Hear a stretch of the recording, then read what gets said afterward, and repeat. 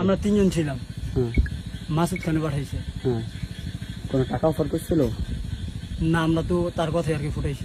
কি বলছে কোন তোমাদের? জায়গায় ফুটাইতে গেছে? মন্দিরের সামনে কোন ফুটাইছি। মন্দির, কোন এলাকায়? ফুসেল কে ফুটাতে গেছিল? কে?